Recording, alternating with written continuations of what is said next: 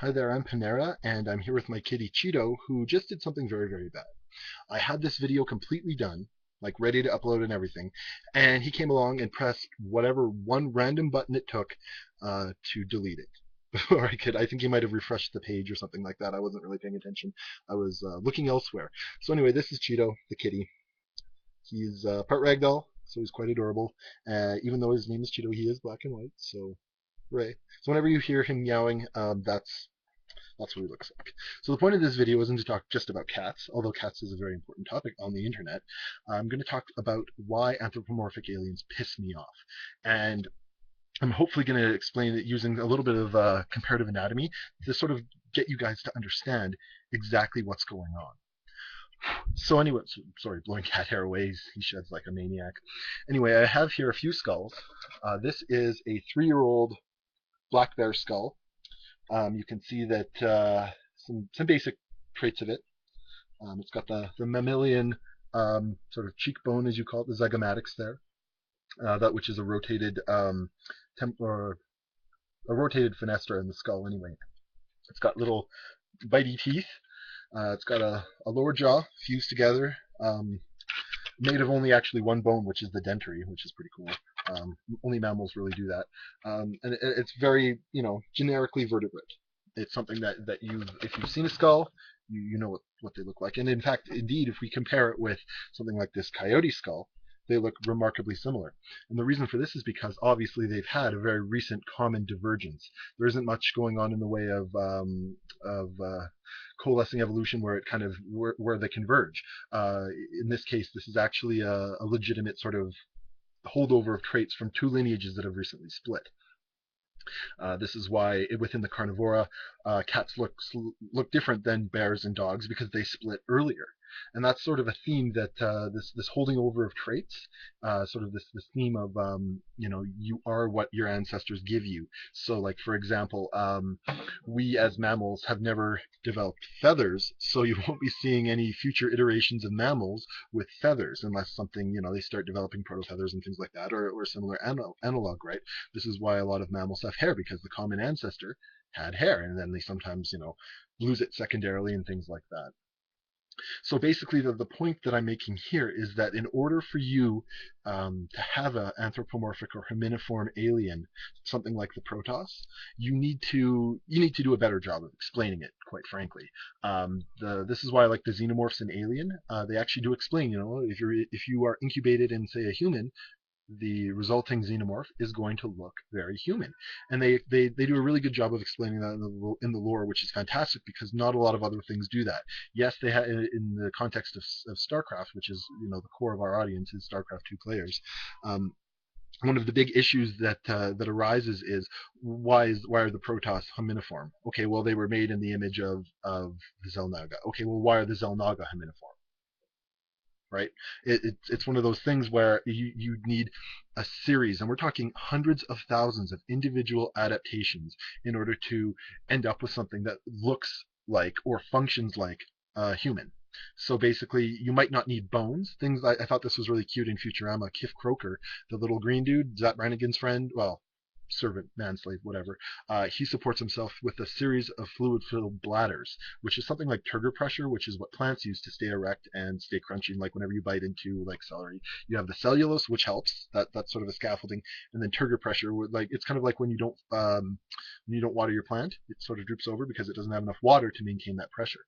So there are ways around it where you can get things like analogs, things like for example in mollusks, you end up with support structures, things like shells, which are made of calcium carbonate, whereas bone is made of calcium phosphate.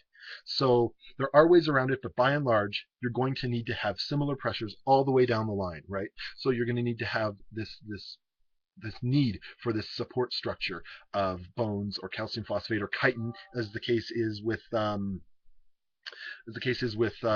insects and things like that. So that creates a problem, right? What happens if you miss one of these steps? What happens? For example, let's take a look at the jellyfish. They lack cephalization, which means they don't have a head region. They don't have eyes as a result of not sort of congealing their neurons together like that. They don't have as many sensory organs as we do. They don't have necessarily what we would consider hearing. They do have a very good sense of touch, but that's sort of more reactive as far as nematocysts go. They kind of shoot off on their own, I think, without any direct input from the brain, because quite frankly, they don't have a cephalized brain. They don't have something sort of compacted into that. Whereas vertebrates, as we know them, and mollusks and things like that, derived sort of in a separate way. So jellyfish kind of split off really early in the tree. That's why they're lacking things like the head. They're lacking bones. They're lacking eyes. They're lacking teeth. All these things sort of make up what the jellyfish is, right? Or what it isn't, rather, in the case that we're doing. So what happens if you're like a Protoss ancestor and you have no need for creating, two limbs, two arms and two legs? What happens if you have, extra pelvic girdle or extra, limb girdles? What happens if you have fewer? What happens if you have three limbs to potentially be on one limb girdle? These are questions and minor little things. These don't take a whole lot, right? All you need is the right pressure at the right time, and things can change to be quite dramatically different. And even then, I mean, if let's say they Protoss evolution, they never went through cephalization, so they now don't have a head. Now they don't have a really advanced. They might not have a very centralized nervous system. There are ways around this, like I've said before, but that's sort of making excuses, right? So you've got hundreds of thousands of different individual adaptations going on to make things that look similar, i.e., the bear and the coyote, right? So the further back we move from the split of this bear and coyote, the more dissimilar things are going to be looking from the pair of them, right?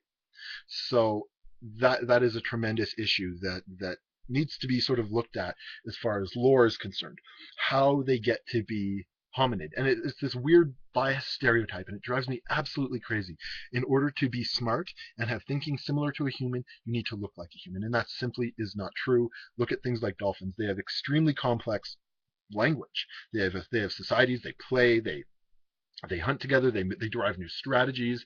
They and make no mistake, they do have language that is being worked on by a number of scientists. A revived sort of notion from the 70s, and I'm pretty convinced that they do actually have some manner of language. You might not have similar syntax, and it'd be very difficult to tease apart. But hey, they split off from primates quite a while ago, so it's understandable that the brains would turn out a little bit different at any rate. So anyway, that there's this notion that you need to look human in order to be smart like a human. Hell, even crows, they're extremely intelligent. So and parrots as well. They're extremely intelligent as well. Secondarily, they became intelligent separately from the Passeriformes, which is the group that contains crows. The crows, more specifically, are corvids, but that's nerd speak anyway, and I know a lot of you don't care about that. So one example I want to give you to sort of illustrate this point is in human evolution, when we're talking about limb girdles, the forelimbs, the arms as we know them, came from something called a pectoral girdle. So that's the front fins on a fish, and then the legs actually came from the pelvic fins. Yes, they do have a pelvic region. And then there's some other fins as well that were just kind of lost, like the dorsal fin and things like this. But these are very strong in the fish, right? In the fish's anatomy, these are important structures, and they provide a platform for attachment of a lot of these muscles, which allow for the movement through water. There's a group of fish called the handfish, and as their name suggests, they actually have really robust, basically hand-looking things as their front limbs, and they function in a similar way to something crawling along on the ground. They push themselves along. They don't really use their caudal, their tail fin for much. They do use it for speed bursts and things like this, but by and large, their locomotion is with this front girdle of very arm-like fins, and their pelvic girdle has also done this. Why would this be the case? Why would they be able to converge? Well, you are kind of an amalgamation of what your ancestors give you. So the common ancestor between us and all fish, they basically gave them this gift of a pectoral girdle and a pelvic girdle. So they have this ability to work with it. Now, given the right pressures, for example, living in these shallow reef environments, they have a need to move along on the ground and camouflage and things like that, but they don't necessarily need to move really quickly a lot of the time.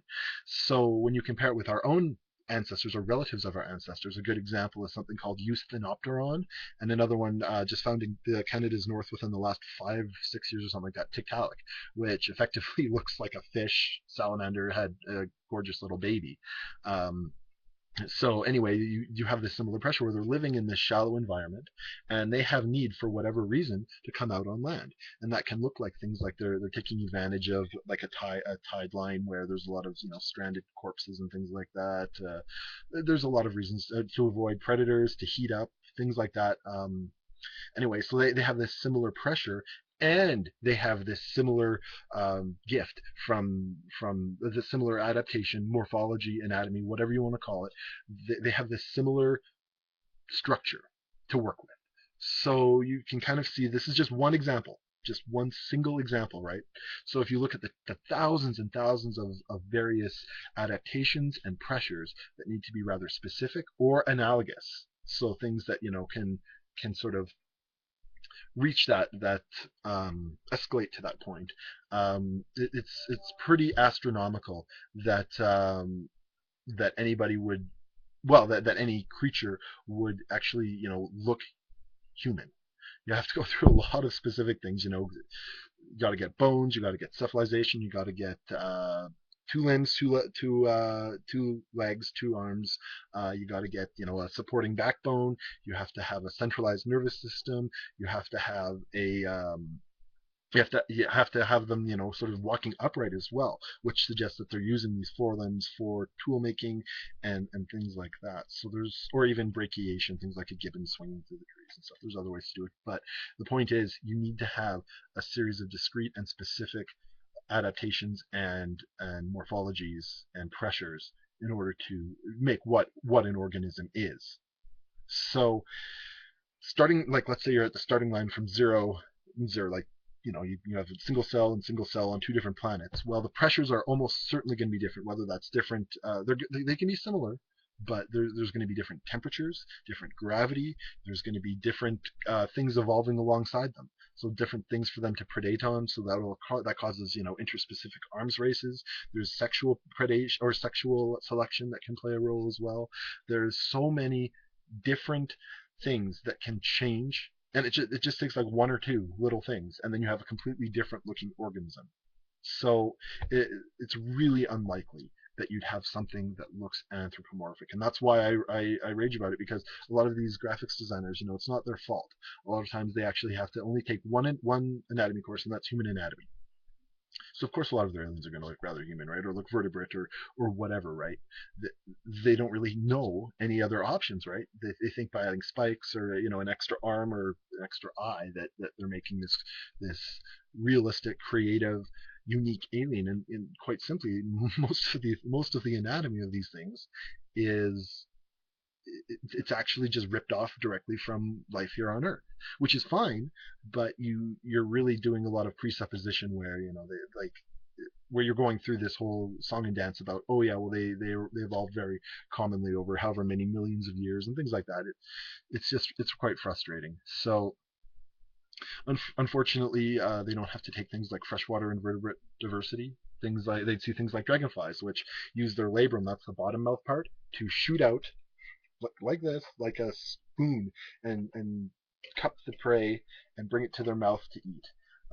They also, for carrying on with the dragonfly example, they take air into their backside using their anus. Weirdly enough, and a lot of insects use spiracles, but I do believe the and when they become full dragonflies, they actually do use spiracles. But when they're in the nymph stage, sorry, they suck it in through the bum, and then as soon as they've taken all the oxygen out using gills, they spit it back out through their bum, and they can use this actually as jet propulsion underwater. So I mean, just looking at a simple dragonfly larvae, something I'm sure we've all encountered before or are familiar with, or we can just look it up on Google and see, this thing has dozens of unique things that make it completely different. and cool and totally badass looking. Like these things are really nasty predators. So it it's a matter of lack of creativity. I think lack of education is a big thing. Like it always frustrates me why they wouldn't hire some consultant that can go, okay, guys, this is really cool in the fossil record, or this is really cool today. Maybe we can make this work. But no, it's kind of sad. Um, but anyway, that's my rant, I guess, on anthropomorphic aliens and things like that. So if there's another topic that you guys want me to talk about in this sort of format, I'm totally cool with it. I'm trying new things out on the channel, as you've seen. Just just figure out what works, what doesn't work, and all that stuff. So leave some comments below, and we'll have another episode like this where we talk about some basic principle of you know alien design or sci-fi design or anatomy or anything seriously. So and Zappy I'm sure would be cool with doing something like this. I'm not sure, I haven't talked to him, but he's got a lot of physics knowledge, so hopefully he can come and talk about relativity or something like that. So anyway, I hope you guys enjoyed.